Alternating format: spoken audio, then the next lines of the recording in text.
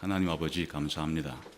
오늘도 천국 잔치에 저희를 불러주셨는데 하나님의 성령께서 기록된 성경 말씀을 통해서 깨달음을 주시고 또 감동을 주시고 순종하고자 하는 의지를 새롭게 해 주옵소서.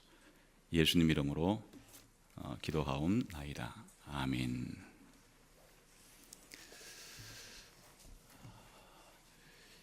예수님을 믿어야만 구원을 받습니다. 여러분들은 예수님을 믿고 계십니까? 그럼 물어보겠습니다. 여러분이 예수님을 믿고 있는 그 믿음은 도대체 뭡니까? 별로 생각은 안 해봤겠죠. 그냥 예수님을 믿고는 있는데 내가 예수님을 믿는다는 게 뭘 말하는 건가? 수많은 사람들이 예수님을 믿는다고 말하지만 잘못되게 예수님을 믿고 있어서 주님 오시는 최후의 심판의 날에 구원받지 못할 사람이 있을 것을 성경은 이야기하고 있으니까 자기가 예수님 믿는다고 해서 그 믿음이 구원을 얻을 만한 참된 믿음이 아니고 거짓되거나 잘못된 믿음이라면 구원받을 수가 없을 것입니다.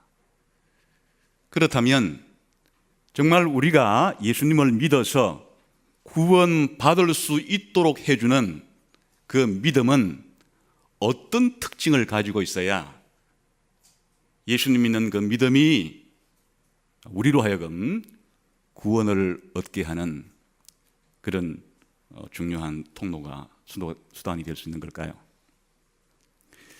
그래서 구원을 얻을 수 있는 참된 믿음이 무엇인가 하는 것은 대단히 중요한 문제입니다. 그러면 그것을 어디서 우리가 발견할 수 있을 것인가? 그런 믿음의 특징을 도대체 어디서 발견할 수 있을 것인가? 오늘 성경은 믿음의 조상이라고 불리는 아브라함을 사례로 들어서 도대체 믿음으로 구원을 받는다고 말할 때 그 믿음은 어떤 특징을 가지고 있는가 하는 것을 아브라함을 예로 들어서 아브라함이 믿음으로 구원받았다는 그 믿음과 똑같은 믿음을 가진 사람들이 아브라함 때나 지금이나 구원을 받는다, 그렇게 이제 설명을 하는 것이에요. 그래서 3장 21절부터 26절까지는 한마디로 말하면 예수님을 믿음으로 구원을 받는다는 것을 이제 강조했는데 4장에서는 아브라함에게 이것을 적용하는 것이에요. 도대체 예수를 믿음으로 구원받는다는 것이 무엇을 의미하는 것인가? 그래서 오늘 읽은 이 본문은 앞에 보면 아브라함은 행함으로 구원받은 것이 아니고 믿음으로 구원받았고, 아브라함은 할례를 받았기 때문에 구원받은 것이 아니고 믿음으로 구원받았고, 아브라함은 율법을 지킴으로 구원받은 것이 아니고 믿음으로 구원받았다라고 말한 이후에 그러면 과연 아브라함의 믿음이라는 것은 무엇인가 하는 것을 설명하는 내용이 이제 읽었던 그 내용. 다시 한번 볼까요? 도대체 어떤 믿음을 가졌기에 행함도 아니고 할례도 아니고 율법도 아니라 아브라함이 구원을 받을 수 있었는가, 그런 생각하면서 다시 한번 4장 아까 읽었던 부분들을 읽어보겠습니다. 같이 읽어보겠습니다. 시작.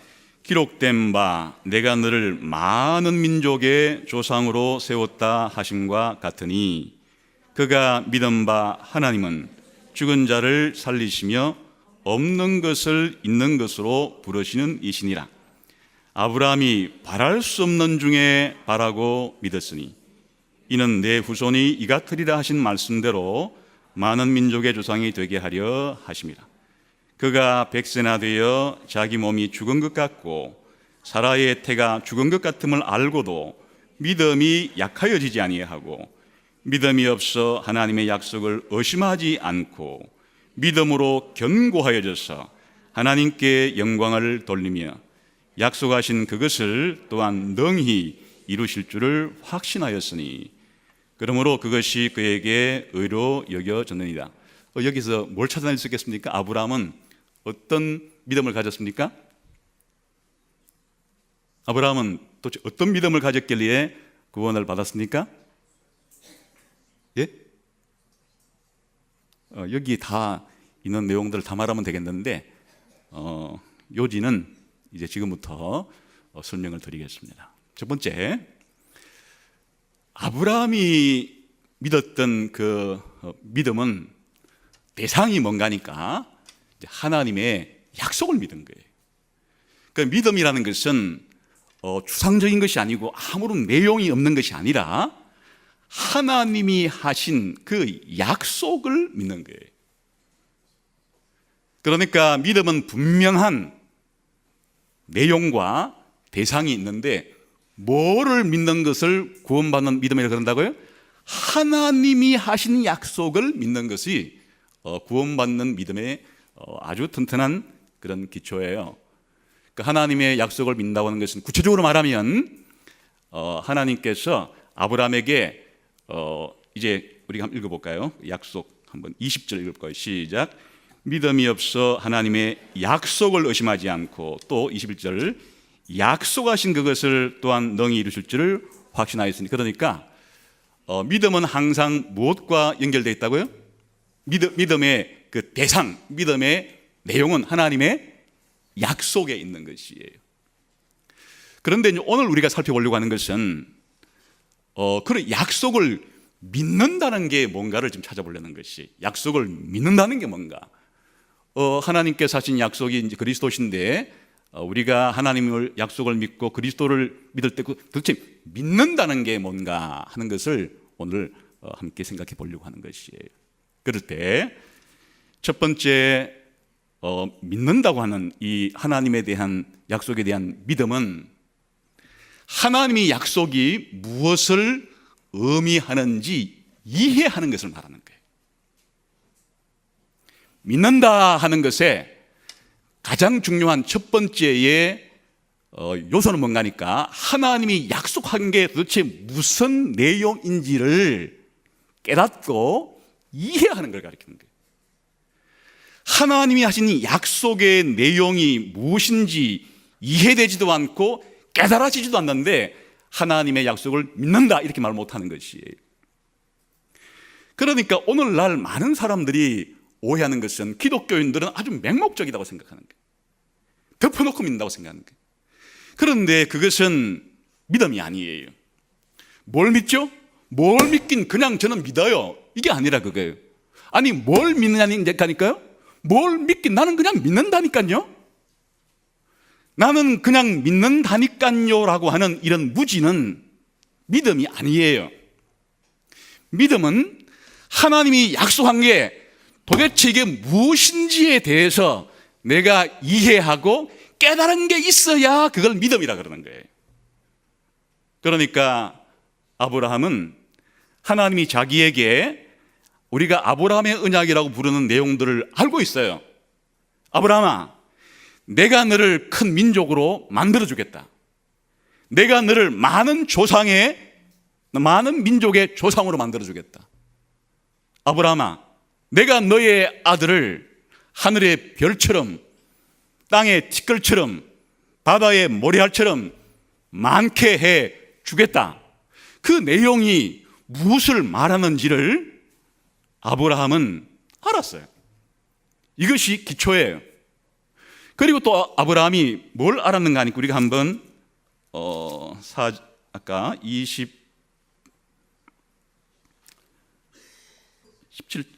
다시 볼까요? 시작.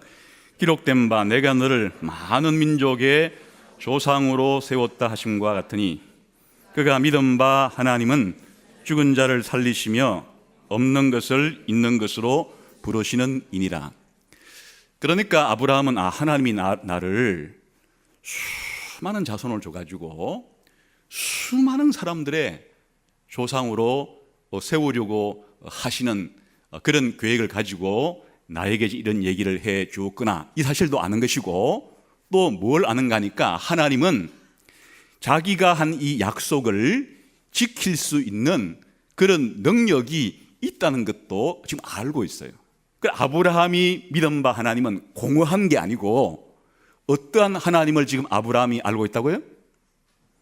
어떤 하나님 알고 있다고 그랬습니까? 다시 읽어볼까요? 10절 시작. 이 기록된 바 내가 너를 많은 민족의 조상으로 세웠다 하신가 같으니, 그가 믿은 바 그 하나님은 무슨 내용을 믿고 있었다고요?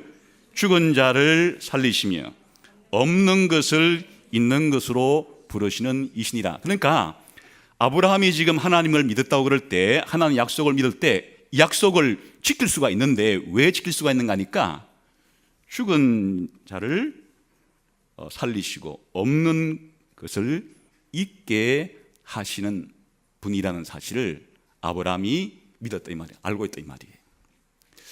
없는 것을 있게 한다는 것은 창조를 가리키는 것이에요. 무에서부터 지금 이 세상에 존재하는 이 모든 것을 하나님이 창조하신 능력을 가지신 분이라는 것을 아브라함이 믿었다는 말이에요. 알고 있단 말이에요. 하나님은 이 세상에 없는 것을 있게 할 수 있는 그러한 능력을 가지신, 오늘날의 용어로 바꾸게 되면 하나님은 천지 만물을 아무것도 없던 상태에서 완전한 무에서부터 지금 우리가 보는 이 어마어마한 거대한 우주와 어마어마하게 많은 우주뿐 아니라 이렇게 다양한 만물들을 없는 것에서부터 있게 하시는, 창조할 수 있는 그런 능력이 있는 분이신 것을 아브라함이 그렇게 지금 알고 믿고 있다는 말이에요. 그뿐 아니라 죽은 자를 살리신다고 하는 것은 부활에 대한 이야기죠. 우리가 이렇게 하나님의 창조를 받아서 살고 있지만 언젠가 죽게 되는데, 하나님은 죽었던 사람들을 다시 부활시킬 수 있는 능력을 가지고 계신 분이라는 사실을 아브라함이 믿었다는 얘기예요.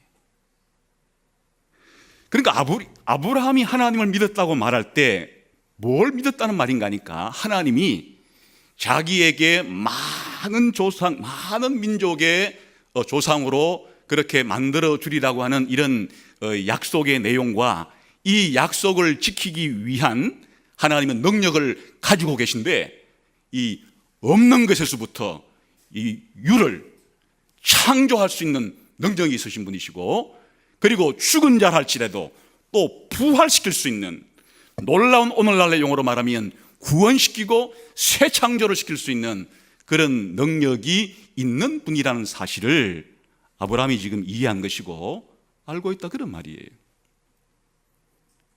그러니까 믿음은 이런 지식이 있는 것이에요. 이런 이해력이 있는 것이에요. 아, 하나님은 창조주이시고 구원자이신 어마어마한 능력이 있기 때문에 자기가 한 약속을 지킬 수 있다는 사실을 머리로 이해하고 있는 것이에요. 그런데 이것만 가지고 믿음이라고 부르지 않는다. 그랬으면 여기서 끝났겠죠. 아브라함이 믿은 믿음은 이와 같은 하나님의 약속과 하나님이 어떤 분이라는 사실을 단순히 이해하는 데 그치는 게 아니고 그것엔 확신을 해요. 그래서 이제 믿음의 또 다른 중요한 요소는 이런 자신이 알고 있는 것을 단순히 그냥 이렇다 하는 사실을 아는 정도가 아니라 이 사실을 확실하게 그렇게 확신하는 것을 믿음이라고 부르는 거예요.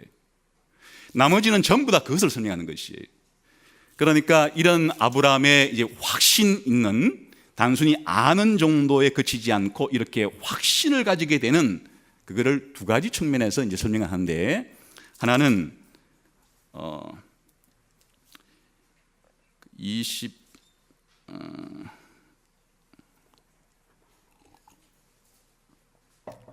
18절이에요. 같이 읽어봅시다. 시작. 아브라함이 바랄 수 없는 중에 바라고 믿었으니. 첫 번째, 단순히 아는 정도가 아니라 믿음은 지식에 뭐가 덧붙여지는 것이라고요? 확신이 덧붙여지는 것을 그걸 믿음이라고 부르는데, 그 자기가 알고 있는 지식에 확신을 가하는, 마치 예를 들면 어떤 계약서를 썼는데 계약서를 다 읽었어요. 이해했어요. 근데 그것이 작동하리라는 것을 알기 위해서 거기에 뭐가 찍혀야 돼요? 도장이 찍혀야 하듯이 아브라함은 하나님이 나에게 이런 약속을 해주셨구나, 이런 약속을 지킬 수 있는 분이구나, 그걸 아는 것을, 확신을 믿음의 아브라함의 이 지식에다가 도장 찍듯이 그렇게 해주는 것을 이제 확신이라고 부르는데, 지금 이 본문에서 이 확신이 무슨 말로 표현됐는가 하니까 바랄 수 없는 중에 바라는 것이, 이게 이제 확신이 있다는 거예요. 두 번째는 21절에 가보겠습니다. 좀 더 적극적으로 21절 시작. 약속하신 그것을 또한 능히 이루실 줄을 확신하였으니. 더 적극적으로는 자신이 약속한 것을 반드시 지켜주신다고 하는 확신. 아까 소극적으로는 도무지 바랄 수 없는, 믿을 수 없는 이런 상황에서 그렇게 믿도록 해주는 그런 확신, 이런 확신이 믿음 속에는 포함되어 있단 말이에요. 이게 이제 무엇을 말하는지 좀 설명하겠습니다. 바랄 수 없는 중에 바랐다, 이걸 확신이라 그래요. 바랄 수 없는 중에 바라는 거, 이거 확신이 없으면 불가능한 거예요. 그러니까 바랄 수 없는 중에 바라는 게 믿음의 요소인데, 이거를 우리가 이해하기 쉬운 말로 바꾸면 이걸 이제 확신이라 부르는 거예요. 그거를 그 다음에서 이제 설명해 주는, 도대체 아브라함이 바랄 수 없는 중에 바랐다는 말이 무슨 말인가가 그 다음에 설명이 되어 있어요. 그 다음 설명이 읽어봅시다. 19절이 그 설명이, 19절 20절 초반부가 시작. 그가 100세나 되어 자기 몸이 죽은 것 같고 사라의 태가 죽은 것 같음을 알고도 믿음이 약해지지 않는 것, 이거예요. 아브라함이 바랄 수 없는 중에 바랐다는 것은 자기가 처해 있는 환경과 형편과 처지가 하나님의 약속과는 전혀 반대되는 것처럼 보이는 상황이었어요. 그런데 이런 상황에 굴복하지 않고 약해지지 않고 믿는 것을 바랄 수 없는 중에 바란다는 말이에요. 그러니까 믿음이 뭔가 하니까 아주 그냥 모든 것이 믿을 만한, 믿지 않으면 안 될 정도로 모든 것이 형편이 너무 정말 믿을 만한 애가 아니고, 확신이라는 것은 도무지 자기 자신을 바라보면 하나님의 약속은 내게 이루어질 수 없을 것 같은 불가능한 그런 상황이 자기 속에 있는데도 불구하고 그와 같은 정말 바랄 수 없는, 믿을 수 없는 그런 처절한, 자기의 믿을 수 없는 궁지에 빠진 이런 자신의 형편과 처지에도 불구하고 그곳에 빠지지 않고 그런 상황을 극복해내고 타개해 나가는, 그러니까 단순히 아는 정도가 아니죠. 이건 지금 아브라함은 하나님께서 약속을 해주었는데 자기를 보거나 자기 아내를 보거나 도무지 이루어질 수 없는 환경과 처지라는 것을 알았다는 얘기. 자기 몸이 지금 죽은 것 같음을 지금 알고 있어요. 아브라함 고령이에요. 자연적인 생물학적인 상태에서 자식을 낳기 힘든 고령이고, 자기 몸도 지금 거의 죽었다는 사실을 알고 있고, 자기뿐 아니라 또 자기 아내의 몸도 죽었다는 것을 알고 있어요. 다시 말하면 자식을 놓기로는 불가능한 몸이, 임신 불가능한 몸이, 하나님의 약속은 하늘의 별처럼 많게 해주겠다는 약속인데 자신이 처한 현실은 그 하나님의 약속과는 전혀 극단의 반대편에 있는, 자기 몸도 죽은 것 같은 엄청난 노령 속에 있고 자기 아내의 몸도 임신 불가능한 죽은 것 같은, 도무지 하나님의 약속이 자기와 자기 아내를 통해서 이루어지기에는 자신들이 처해 있는 이 형편과 처지가 도무지 약속이 이루어질 수 없는 엄청난 이런 불가능에 가까운 벽 가운데 처해 있는 것이. 그런데 믿음은 이런 자기를 바라보고 환경을 바라볼 때 이루어질 수 없을 것 같은, 바랄 수 없을 것 같은 이런 상황에 그거를 벽을 뛰어넘고 이 어려움을 헤쳐서 이와 같은 상태에 주눅들거나 이와 같은 상태에 빨려들어 가지고 완전히 바닥을 드러내지 않고 그 사이를 뚫고 나가서 하나님이 약속하신 것을 지킨다고 하는 것이 그게 믿음이라는 거예요.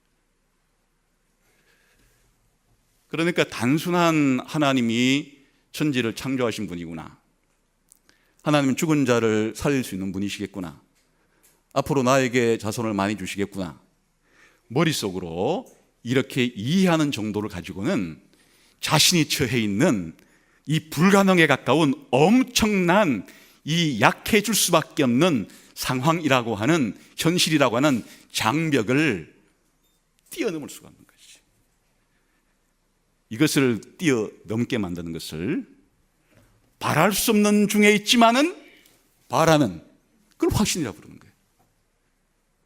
그러니까 믿음은 이 현실에 저항하는 것이에요.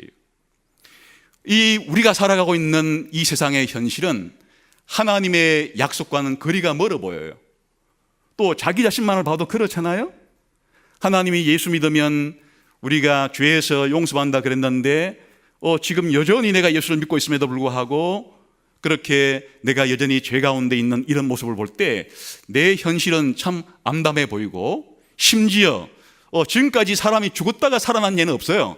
그런 예는 없는데 하나님이 여러분에게 뭘 약속해 주는가 하니까 내 아들을 믿는 자들에게는 내가 마지막 날에 그를 죽은 자 가운데서 살리실 거라고 하는 이런 약속인데, 도무지 이것이 나의 이런 연약한, 조금만 날씨가 추워도, 조금만 날씨가 더워도 골골거리는 나의 이런 연약함도 이 도무지 하나님의 약속이 이루어질 것 같지 않은 이런 현실, 하나님은 이 세상 가운데 모든 악을 정복하시고 심판하시고 더 이상 악이 없는 그런 세상을 만들어 주겠다고 약속했는데, 오늘날 여전히 이 세상은 수많은 악들로 넘쳐 있는 이 상황을 볼 때 믿음은 이런 우리가 바라기 힘든 불가능에 가까운 현실의 장벽을 돌파해야 되는 것이고, 이런 현실과 저항해야 되는 것이고, 이런 현실과 맞붙어서 이런 현실을 뛰어넘을 수 있는 그와 같은 것이 필요한데, 그게 바랄 수 없는 중에 바라는, 이것이 믿음이지. 그래, 아무래도 그게 가능하겠어? 이렇게 의심이 순간순간 찾아온다는 얘기예요. 다시 말하면 믿음이라는 것은, 우리가 확신이라고 하는 것은 전혀 일말에 일점의 의심도 없는 상태에서 확신하는 것이 아니고, 내 상황은 끊임없이 나에게, 내 마음속에는 과연 이루어질까? 과연 그렇게 될 수 있을까? 이 현실은 너무나 암담한데 과연 현실이 바뀔 수가 있을까? 하나님이 이런 일을 할 수가 있을까? 자기 마음속에 끊임없이 이 의심이라고 하는 요소, 약해지는 요소는 찾아오는 것이에요. 그런 것이 없는 것이 아니고, 그런 것이 늘 자기 속에도 이것이 찾아오는데 그것 때문에 약해지지 않는 것이, 그와 같은 현실을 돌파해 나가는 것이, 그게 믿음이에요. 그러니까 어떤 의심도 할 수 없는, 어떻게 내가 약해질 수도 없는 그런 완벽한 상황에 있는 것이 아니에요. 우리가 죽을 때까지 우리는 항상 바랄 수 없는 중에 처하게 되는 거예요. 바랄 수 없는 가운데, 사실 마지막 천국 주님 품에 가기 전까지는 이 현실을 돌아다보면, 나 자신을 돌아다보면 항상 하나님의 약속이 이루어질 수 있을까 하는 그런 바랄 수 없는 그런 상황이 있지만, 믿음은 그러한 현실 때문에 약해지지 않는 거예요. 좀 더 적극적으로 말하면 하나님의 약속을 의심하지 않는 거예요. 사실은 하나님의 약속은 거창하죠. 상상할 수 없이 거창해. 아브라함에게 무슨 약속이었어요? 아브라함아, 네가 지금까지 자식이 없었지? 내가 너에게 둘만 낳아 잘 기를 수 있도록 2명은 주겠다. 뭐 이런 그 해도 사실은 아브라함이 자기와 아내 때문에 자기가 거의 100세에 가깝고 아내가 90세에 가까운 몸 때문에 불가능한데, 하나님이 아브라함의 약속은 그 정도가 아니고 하늘의 별을 보여주면서, 아브라함아 봤지? 봤는데 이 무수한 하늘의 별처럼 내가 앞으로 너의 후손을 만들어주겠다는 이 어마어마하고 거대한, 자식 하나 없는 상태에서 자기 자신은 거의 이제 늙었고 아내는 임신 불가의 그런 몸을 가지고 있는 자신들을 향해서 하나님은 머리로 상상할 수 없는 거대한 약속을 지금 아브라함에게 천하 만민이 너를 통해서 복을 얻을 것이라고 하는, 믿어지겠어요? 자식 하나 없고 자기 형편은 지금 자식을 낳을 수 없는 상태에 있는 나에게 천하 만민이 자기의 후손으로 그렇게 앞으로 될 거라니, 하나님의 이 약속은 충분히 의심할 만한 거예요. 내 현실과 하나님의 약속을 견주해 보면 내 현실 때문에도 믿기 어렵지만 하나님이 하는 약속 때문에도 믿기 어려운 것이, 성경은 우리들에게 이와 같은 엄청난 약속을 우리에게 해주고 있는 거죠. 장차 예수 믿고 이 정도의 상태가 아니라 예수님의 부활을 근거로 예수님의 부활한 몸처럼 우리를 바꿔주겠다 그러고, 최후의 심판대 앞에서 하나님을 믿지 않는 모든 사람들은 영원한 지옥의 불못으로 그렇게 처벌을 가하겠다고 하시고, 하나님 믿는 사람들에게는 새하늘과 새 땅에서 영광스러운 삶을 주시겠다는 이 약속은 우리의 머리로 담기에는 너무 큰 약속이에요. 너무 어마어마한 약속이에요. 그러니까 우리의 현실을 보건 하나님의 약속을 보건 그렇게 믿음이라는 믿기가 그렇게 호락호락 그게 믿어지는 문제가 아니라 그게. 그런데 믿음은 이렇게 나를 봐도 믿기가 힘들고 하나님의 약속을 봐도 믿기가 힘든 그런 상황에서 약해지거나 의심하지 않고 끊임없이 내 속에서 약해질 수도 있고 의심이 들기도 하는 상황 속에서 그렇게 되지 않고 이 현실을 타개하면서 하나님의 약속을 믿는 게, 그게 믿음이니까 믿음은 단순한 지식의 문제가 아니라 그 말이에요. 확신이 있어야 되는 문제지. 확신이 문제이지 지식은 기초이나 지식에 머물지 않는, 이것을 뚫고 나갈 수 있는 어떠한 확신, 그거는 믿음이라 그런단 말이에요. 내가 예수님을 믿는다라고 말할 때, 근데 예수님이 하나님의 아들이라 그랬지? 예수님이 동정의 탄생을 했대. 십자가에 나를 위해 죽었다 하더라고. 부활도 하셨대. 이와 같은 것을 모르는 것은 믿음은 아니지만 이런 사실을 안다고 해서 그걸 구원받는 믿음이라 부르진 않다 그 말이에요. 거기에 이와 같은 믿음이 내가 처해 있는 이 모든 현실적인 어려움들을 뚫고 나갈 수 있는 이런 현실 때문에 약해지지 않는 그와 같은 바랄 수 없는 중에도 바라는 이런 것을 믿음이라 그런다, 그런 말이에요. 두 번째는 이 확신이 좀 더 적극적이에요. 지금 말한 것은 이 현실의 장벽, 도대체 의심과 불안과 믿을 수 없는 현실을 타파해 나가는 그런 것이라면, 더 적극적으로는 견고해져서 하나님께 영광을 돌리는 게 그게 믿음이에요. 어떻게 이 마음이 믿음으로 견고해져서 하나님께 감사하고 기뻐하고 하나님을 신뢰하고 하나님께 헌신하고 내 인생을 송두리째 바치고 이런 일이 가능한가니까 확신으로만 가능한 거예요. 확신으로만. 그 확신이 어떤 모습을 띠는가니까 21절과 같은 모습을 또 띠는 것이, 우리 한번 읽어봅시다. 시작. 여기에 확신을 잘 설명했는데, 적극적으로 아까 좀 소극적으로는 바랄 수 없는 중에 바라는 게 확신이라고 했는데, 확신의 적극적인 측면은 약속하신 것은 반드시 지켜주신다고 하는 것을 자기 자신에게 적용하는 것을 확신이라 그러는 거예요.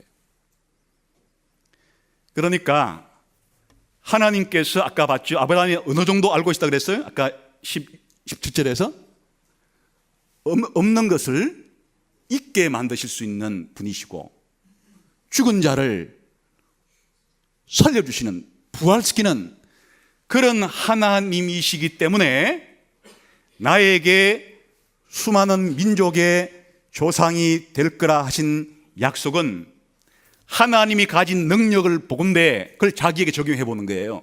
반드시 이룰 수밖에 없고, 또 하나님은 자신의 그 약속을 반드시 신실하게 지키시는 분이기 때문에 약속하신 그것을 능히 지킬 수 있을 능력이 있을 뿐만 아니라 자신이 가지고 있는 능력을 가지고 그렇게 약속을 지키시는 분이라는 것을 자기 삶 속에, 자기 속에 이걸 적용하는 것을 확신이라고 부르는 거예요. 그래서 아브라함이 나중에 자기 아들 이삭을 100세가 난 아들이지만은 바치라 그랬을 때 그렇게 자기 아들 이삭을 바칠 수가 있었던 것은 그냥 맹목적으로 한 게 아니고, 하나님은 죽은 자를 살릴 수 있는, 없는 데서도 있게 하신 분인데 죽은 자를 왜 못 살리겠는가 하는 하나님에 대한 그 지식을 자기 속에 적용을 해서 그렇게 행동으로 옮긴 게 자기 아들 이삭을 바친 행동이에요. 확신이 없이 불가능한 행동이에요.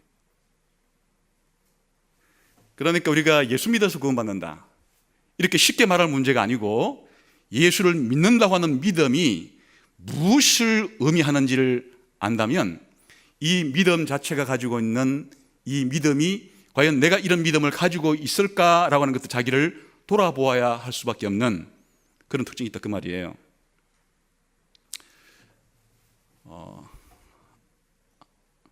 정리하자면 아브라함이 하나님을 약속을 믿었다 하는 말은 가장 1차적으로는 그 약속의 내용이 뭔지에 대해서 이해했단 말이에요.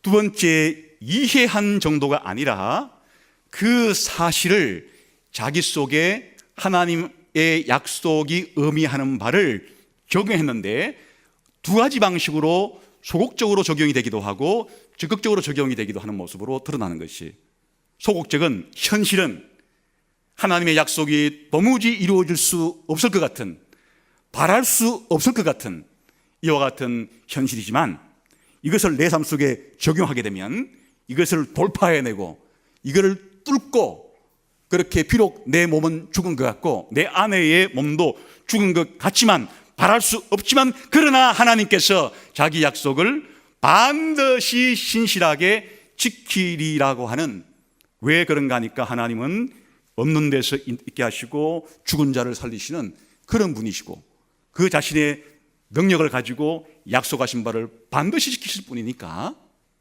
지금 내가 좀 바랄 수 없는 형편 가운데 있다고 해도 반드시 하나님은 약속을 지켜주실 것이야, 이렇게 나머지 자기 인생을 살면서 가나안 땅을 그렇게 이곳저곳으로 돌아다니면서, 또 아브라함이 자기 아들 바치를 바치면서 그렇게 자기 죽기 전에 땅 하나, 자기 무덤을 만들어 가지고 나중에 하나님께서 자기 후손들을 전부 다 가나안 땅으로 그렇게 데리고 올 거라고 하는 이런 확신을 가지는 걸 믿음이라고 부른다.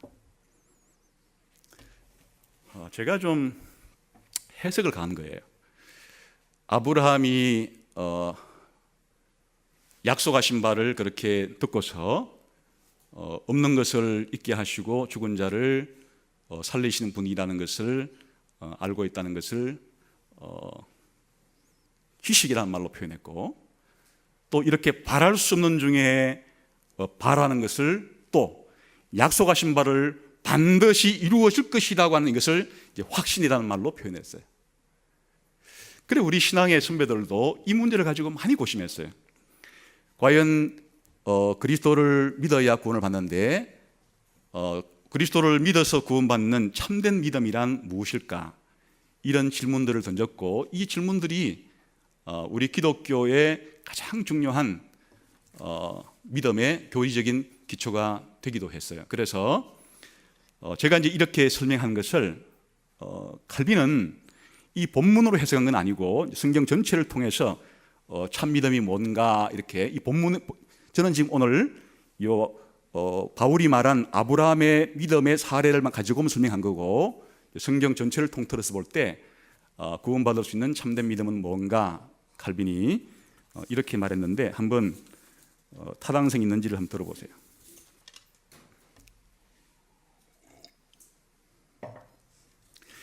기독교 강요 3권 2장은 이 구원 얻을 수 있는 믿음에 대한 내용을 다루는 장이에요. 거기에 7절에 이렇게 믿음을 정의를 내려놨어요. 유명한 이제 믿음의 정의인데 한번 들어보세요. 이제 우리는 믿음에 대한 바른 정의를 할 수 있겠다. 궁금하죠? 믿음의 정의를 이제 내리겠다니까. 믿음은 우리에 대한 하나님의 선하심을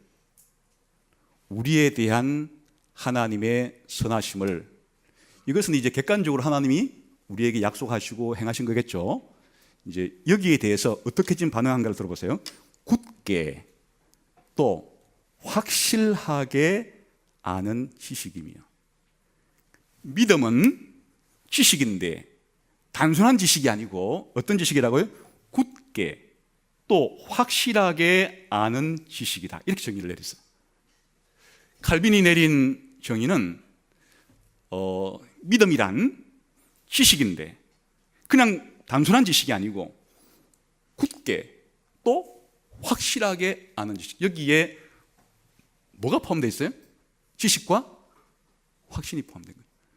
굳게 또 확실하게라는 말이 이게 확신을 가리키는 거예요. 그러니까 믿음은 확신 있는 지식인 거예요. 지식에 확신을 더하는 것이, 지식에 굳게 확고하게 지식을 인치는 것이, 그러니까 확신 있는 지식이에요. 이게 칼빈의 정의예요. 제가 지금 그 로마서를 가지고 설명드린 것은 아브라함의 믿음은 하나님께 대한 지식은 어떤 지식이었어요?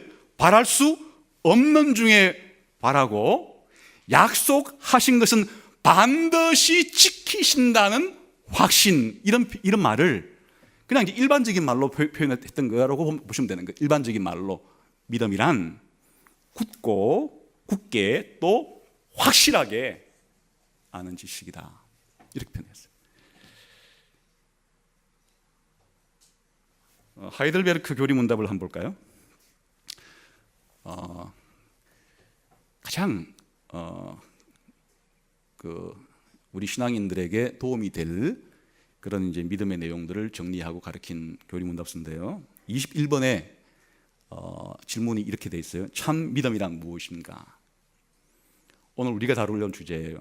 구원 받을 만한 믿음이란 무엇인가를, 참 믿음이란 무엇인가? 거짓 믿음 가리키는 게 아니에요. 참 믿음이란 무엇인가? 이렇게 묻고 대답을 어떻게 했는가 하니까, 참 믿음은 하나님이 자신의 말씀에서 우리에게 계시하신 전부를 진리로 여기는 확실한 지식만이 아니라 또한 성령이 복음을 통해 내 마음에 일으키는 확신, 곧 하나님이 순전히 은혜로 오직 그리스도의 공로 때문에 제사함과 영원한 의와 구원을 다른 사람들뿐 아니라 내게도 주신다는 확신이다. 그냥 여러분 제가 읽어서 그냥 이제 전체적인 내용은 전부리 안 들겠지만 두 단어가 아주 머리에 꼽혔을 것 같아요.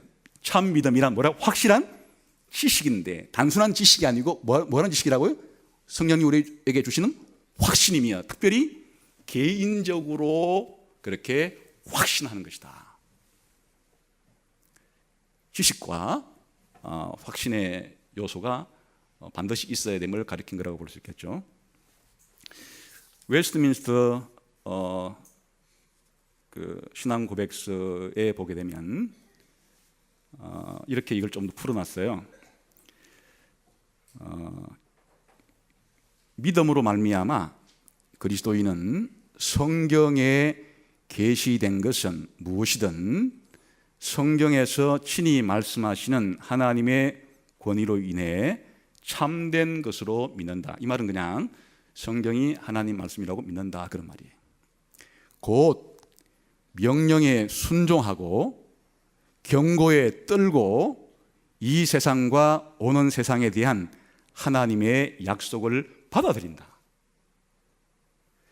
무슨 말인가 하니까 그냥 믿음이란 성경이 하나님 말씀이야 이런 정도에 머무는 것이 아니고 구체적인 성경의 내용에 대해서 어떻게 반응하는 것이 아니까 명령에는 순종하고 경고에는 떨고 이 세상과 오는 세상에 대한 약속은 받아들인다.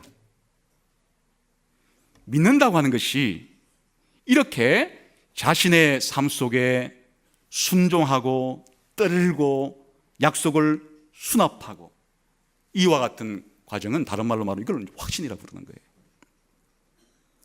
또 다른 말로 말하면 오직 그리스도만을 받아들이고 영접하고 의지하는 행위다. 그리스도만을 받아들이고 영접하고 의지한다. 푸르던 말이에요.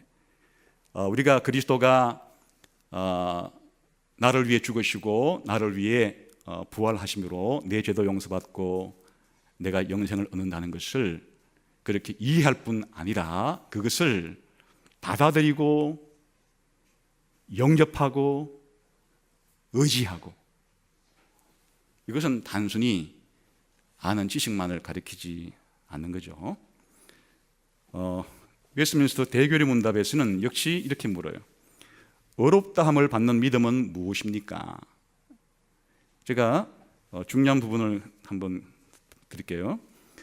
자신의 죄와 비참을 깨닫고 자기 스스로나 다른 피조물도 이런 상실된 상태에서 자신을 회복시킬 수 없음을 깨달아서 복음의 약속을 진리로 인정할 뿐만 아니라 또 그리스도와 그리스도의를 받아들이고 의지한다. 여기에 깨닫고 인정하고 받아들이고 이와 같은 것들을 믿음이라고 부른다는 것이에요. 그러니까 이제 이와 같은 그 믿음이 뭔가 하는 것에 있어서 우리 수백 년 동안 우리 선배들이 우리가 믿는 참 믿음의 이 본질, 믿음의 이 특징, 정말 구원받을 만한 믿음에는 뭐가 있어야 이게 구원받을 만한 믿음이 될까, 이런 문제에 있어서 가장 간단한 답변이 제가 한 그 답변이에요. 믿음이란 확실히 깨닫고 확신하는 것이다. 이게 가장 간단한 답변이었고, 이보다 조금 더 이제 한 단계 더 복잡하게 이 믿음의 이런 복잡한 반응을 설명한 것은 세 가지로 설명했는데, 멜라니톤이라는 사람이 그렇게 설명했어요. 믿음은 지식과 동의와 신뢰다. 지식, 깨닫는 것이고 그거를 자기가 동의하는 것이고 그거를 신뢰하는 것이다. 그러니까 믿음이란 하나님의 약속을 알고 동의하고 의지하는 것이다. 지식과 동의와 의지라고 설명했어요. 17, 18세기 때 신학자들은 좀 더 이것만 가지고는 좀 부족하다고 생각했어요. 그래서 이거를 좀 더 믿음이라는 것이 이렇게 믿고 동의하고 이 신뢰한다는 말을 조금 더 풀어서 툴레티누스라고 하는 우리 선배는 7가지로 말하기도 했어요. 지식, 이론적 동의, 신뢰적 동의와 실천적 동의. 또 동의도 3가지로 나눴어요. 그리스도께 피함, 그리스도를 수용하거나 붙잡음, 반성적 행동, 위로와 확신. 제일 처음에 지식이 있고 제일 끝에 확신이 있는데 그 사이에 이런 말이 많이 들어가 있죠. 그리스도를 붙잡고 그 그리스도께 피하고 또 반성적 행동이라는 게 자기 자신을 돌아보고 또 위로도 받고 이런 것들이 다 포함되어 있는 것을 믿음이라고 받고, 제일 복잡하게 설명한 사람은 9가지로 설명한 사람도 있어요. 휘치우스라는 사람이 이렇게 설명했는데, 지식, 동의, 계속 같은 말이 반복이 되죠. 그 다음에 사랑, 그리스도를 갈망하고 열망함, 그리스도를 수용함, 그리스도께 의존함, 그리스도께 자신을 맡김, 그리고 반성적 행동, 신뢰. 그러니까 이 사람들이 이렇게 지금 설명하려고 하는 것은 복잡하니까 왜 이렇게 믿음을 설명할 수밖에 없는가 하니까 믿음은 우리 인간의 전인적인 반응이기 때문에 그런 거예요. 하나님께서 우리에게 약속하신 것에 대해서 믿음은 뭐라고요? 전인적으로, 내가 가진 전인격적으로 하나님의 약속에 반응하는 것이 믿음이기 때문에, 그래서 이런 단어들로 설명하려고 했던 것이에요. 그래, 가장 단순하게 우리의 전인적인 요소를 옛사람들은 두 가지로 얘기했어요. 하나는 지성과 하나는 의지.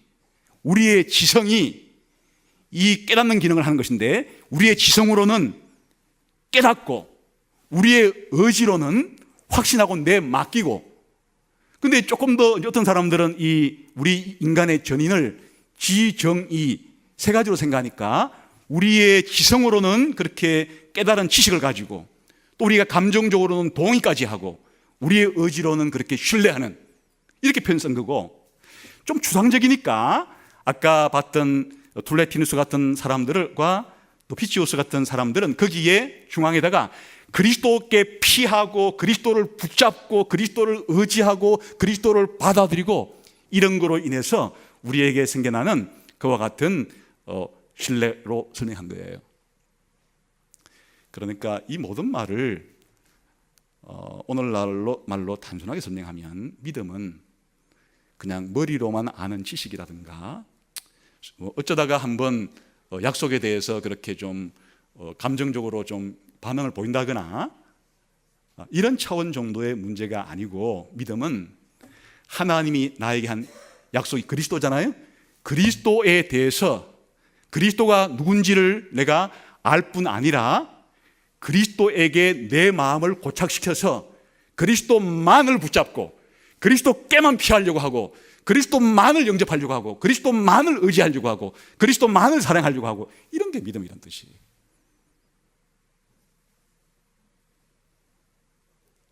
이런 확신이 있을 때 아까 아브라함이 가졌던 것과 같은 그런 표현을 쓸 수가 있는 거예요. 우리도 오늘날 아브라함과 같이 우리 자신을 보거나 이 세상을 볼 때 정말 하나님이 성경 전체를 통해서 우리에게 약속하신 것에 비추보면 내 자신과 우리의 현실은 바랄 수 없는 상황이에요. 이런 바랄 수 없는 가운데서도 약속하신 바를 바라고, 그리고 하나님께서 성경에 약속하신 그리스도께서 다시 오셔서 이루실 그 모든 것에 대한 이와 같은 약속을 하나님이 반드시 지켜주신다는 것 때문에 그리스도만을 사랑하고 그리스도만을 좋아하고 그리스도께 붙잡고 그리스도를 통해서 위로받고 그리스도 때문에 내 삶에 만족을 느끼고 그리스도 때문에 살아갈 이유를 발견하고, 이런 것을 믿음이라고 부르지, 단순히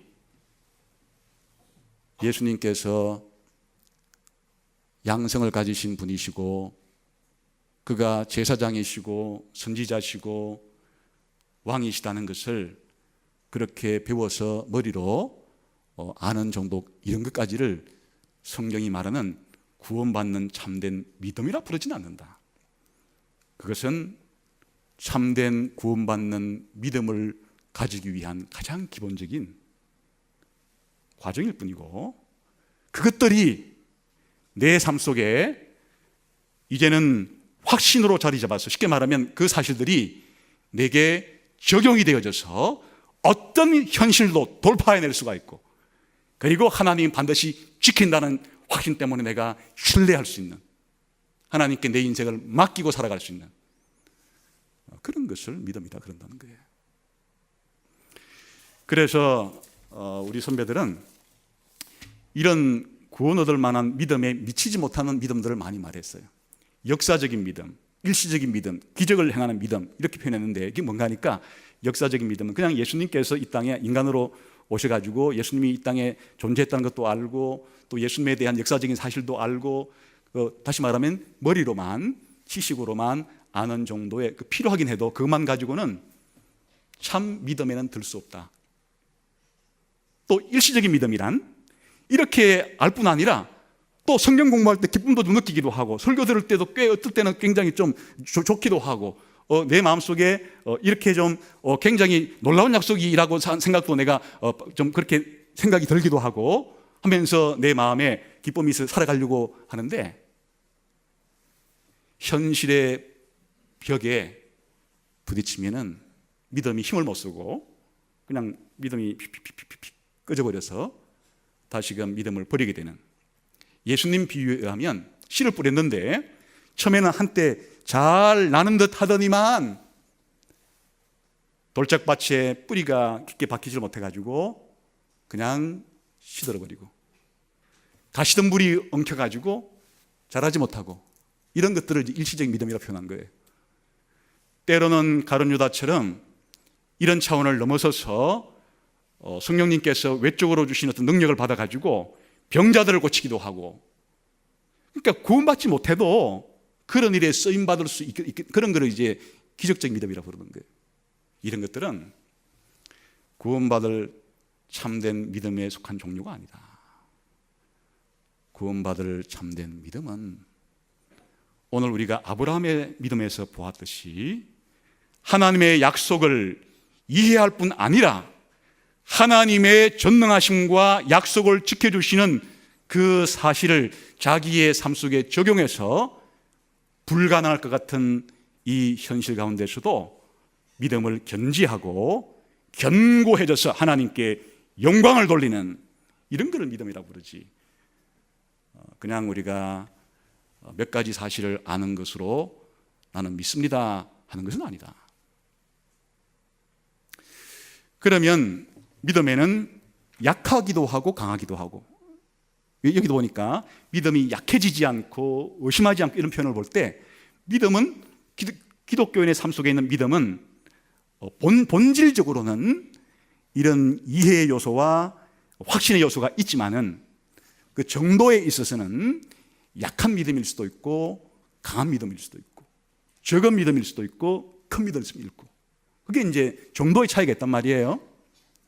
그러니까 이와 같은 모든 기독교인이 구원받는 데 필요한 이런 하나님의 약속에 대한 이해와 하나님의 약속을 적용하면서 확신하는 이런 요소들이 우리 가운데 그러면 증가하기 위해서는, 믿음이 증가하기 위해서는 어떻게 되는가? 그게 우리의 숙제겠죠.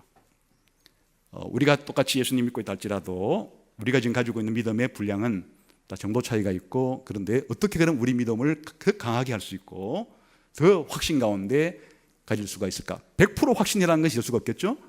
아직도 이 아까 말한 이 세상 속에서 늘 의심이 우리 가운데 찾아올 수밖에 없는 상황 속에서 완전한 100%의 확신은 아니라 할지라도 점점 이 확신이 우리 가운데 자라가게 하려 그러면 어떻게 해야 될까? 두 가지예요. 하나는 하나님의 약속에 대해서 더 잘 이해하는 만큼만 우리 믿음은 자라게 되는 거예요. 하나님의 약속을 깨닫고 이해하는 만큼만 하나님께 대한 믿음은 자라게 되어 있는 거예요. 그러니까 성경 말씀이 없이는 불가능한 것이에요. 성경 말씀을 잘 깨닫고 이해하는 만큼만 믿음도 자라게 되는 거예요. 그러나 잘 깨닫고 이해하는 것만 가지고는 안 된다 그랬죠. 잘 깨닫고 이해하는 바가 나 개인에게 이것이 확신으로 자리 잡을 수 있도록 그 내용에 대해서 내가 설득을 당하고 감동을 받고 감화를 받고 하나님이 내 마음을 부드럽게 만들어 주셔서 정말 이것을 내게 확신으로 그렇게 되게 하기 위해서는 이 말씀이 내게 적용되어야만 확신이 가능한 거예요.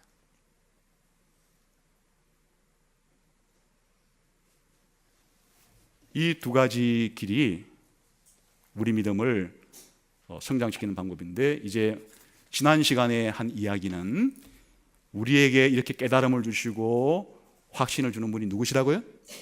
성령님이세요. 지난 시간에 설명한 건. 그러니까 우리가 기도해야 되는 거예요. 그냥 기도한다는 건 딴 게 아니라 성령님께서 내게 역사해 주시기를 구하는 것이.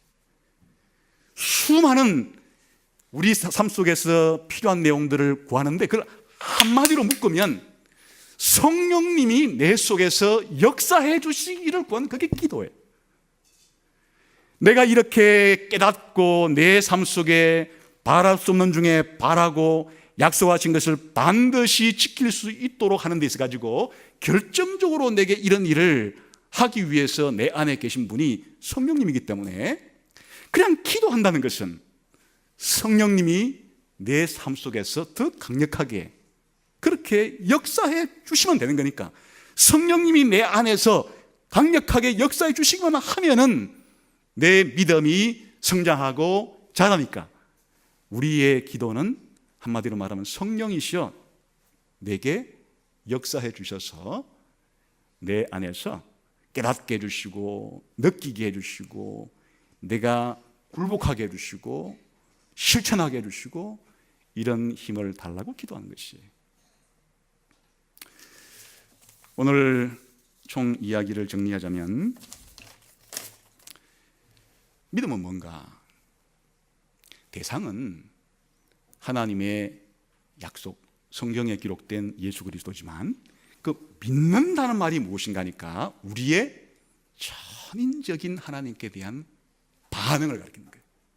이제 그렇게 너무 두루뭉실하니까, 우리의 전인적인 반응이라는 말이 두루뭉실하니까 지금 아브라함이 반응 그렇게 보였는데, 지금 그 2000년 전에 사도 바울은 오늘날 우리가 쓰는 용어를 쓰지 않고 무슨 단어를 쓰는가 하니까 바랄 수 없는 중에 바랐다는 단어를 쓰고 약속하신 바를 또한 반드시 지킨다는 단어를 썼지만, 오늘 우리들은 바울이 쓴 이 용어를 어떤 단어로 바꾸어서 지금 쓰고 있는가 하니까 하나님의 약속을 뭐 한다고요?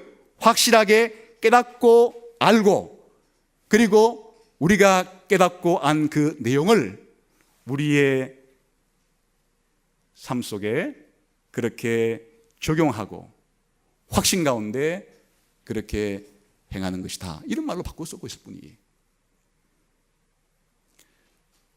오늘 이 자리에 계신 여러분들이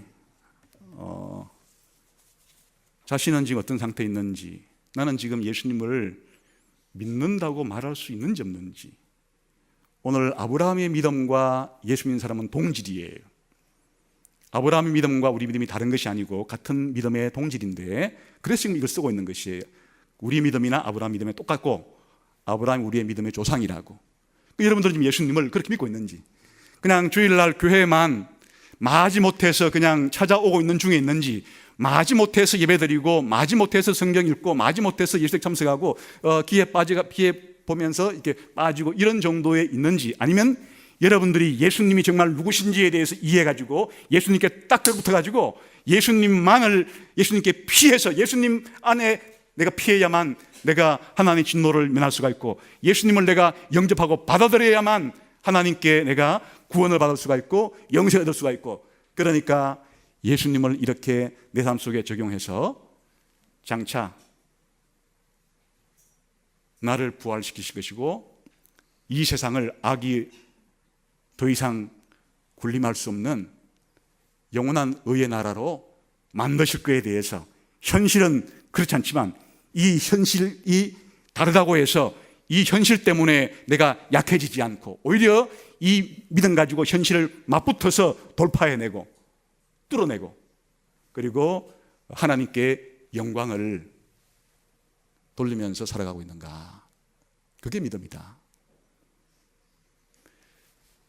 이런 믿음이 우리 가운데 다 있었으면 좋겠어요. 그래서 아브라함의 믿음이나 우리 믿음이나. 그래서 여러분들이 21세기에 지금 한국 땅에서 서울 지역에서 또 서울 인근 지역에서 살고 있는 여러분들이 바로 아브라함과 똑같은 믿음을 가진 사람들로서 여러분이 처해 있는 바랄 수 없는 중에 바라는 믿음을 가지고 또 약속하신 바를 반드시 지킬 거라고 하는 확신 가운데 그렇게 여러분의 삶을 하나님께 영광 돌리는 그런 삶이 여러분 모두에게 한 사람도 빠짐없이 다 있었으면 좋겠고, 또 이와 같은 믿음이 점점 성장했으면 좋겠고, 그래서 하나님께서 우리들을 통해서 이 세대 가운데 하시고자 하는 일들이 이루어질 수 있게 되기를 주님의 이름으로 축원합니다. 기도하겠습니다.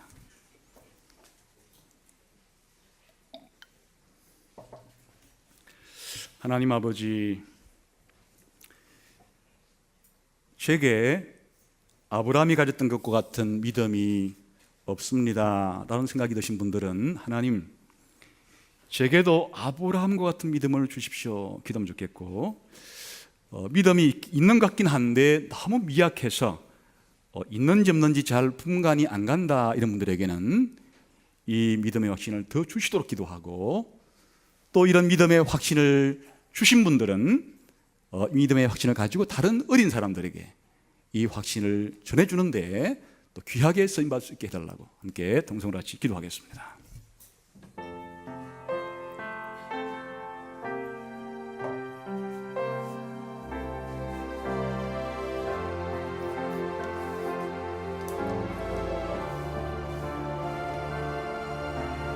아버지,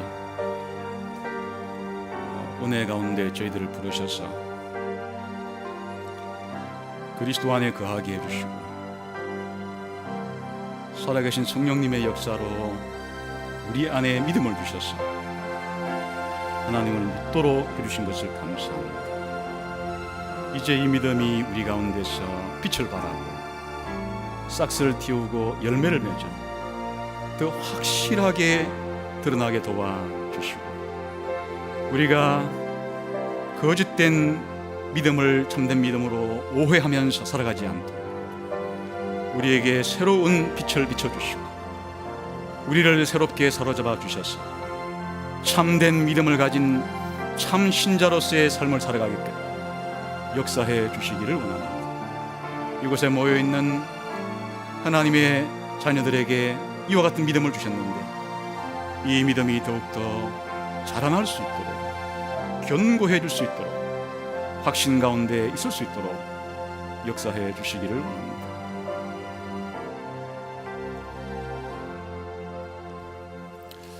하나님 아버지, 감사합니다. 하나님의 약속을 저에게 주시고 또 성령님을 통해서 이 약속을 믿는 믿음을 선물로 주신 것을 감사합니다. 이제 하나님의 약속에 대한 더 분명한 이해와 더 분명한 확신 가운데 이 세상을 살아갈 수 있는 저희 모두가 되게 해 주옵소서. 예수님 이름으로 기도하옵나이다. 아멘.